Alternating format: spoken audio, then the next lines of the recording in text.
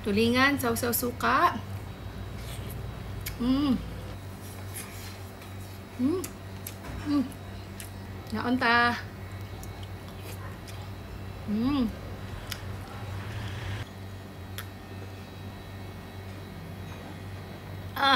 Hello mga kayamis! For today's video, magluluto po tayo ng adobong tulingan sa gata. Tara, samahan nyo kami. Let's do this!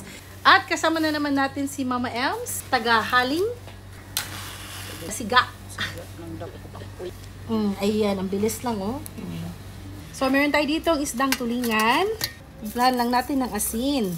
Asin, pero ito yung brand. Relate?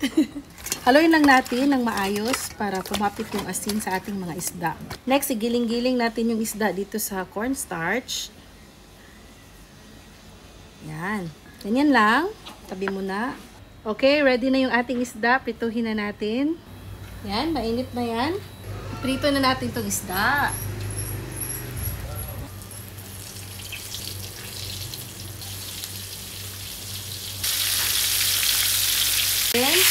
Okay, baliktarin na natin. Baliktarin na natin. Oh, ang ganda ng kulay.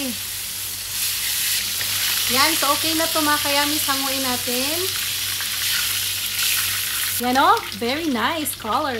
So ito na lahat yung nagawa natin.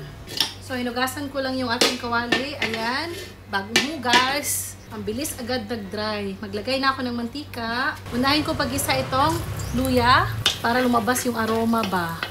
Bawang, sibuyas. Ang saya magluto. Siyempre yung ating bawang. Ayan, dinikdik ko lang tong bawang natin para lumabas din yung amoy, yung bango. Yan, so okay na to. Lalagay na natin dito ang ating isda. So, pritong isda. Pritong tulingan. Naglalagay tayo ng toyo. Suka. Konting asin. Paminta. At bay leaves. Yan. Next, ilalagay ko na itong gata.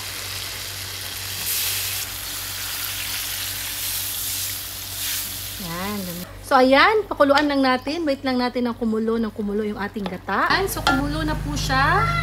This time, ilalagay na natin itong ating talong. Yan. Sa ibabaw. Lalagay ko na din itong okra. Yan. Siling berde. Nakalimutan ko kanina. At itong siling pula. Optional yan. Depende na yan sa inyo. Halu-haluin lang natin.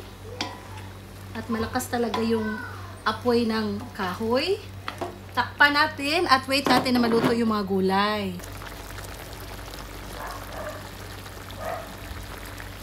So, ayan, check natin mga kayamis. Wow!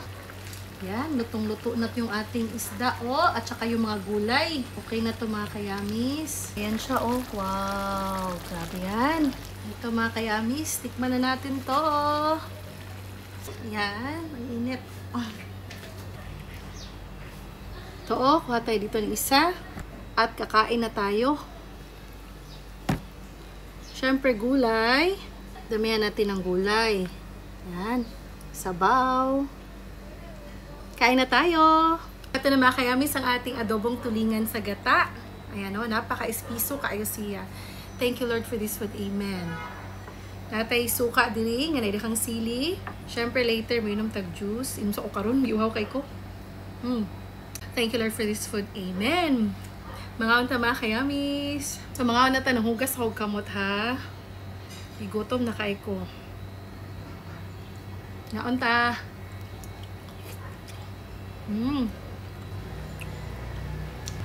Tulingan, sausaw suka. Lame ah.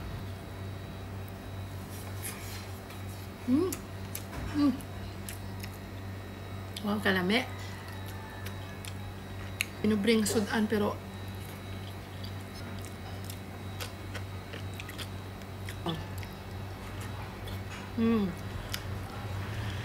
kalame.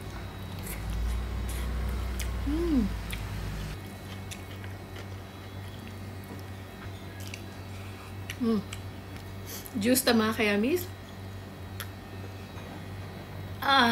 Tama na ito mga kayamis. Sana nagustuhan niyo yung luto ko today. And sana matry nyo na din. Ito na lang po si Yuri na laging nagawa na kasabihang.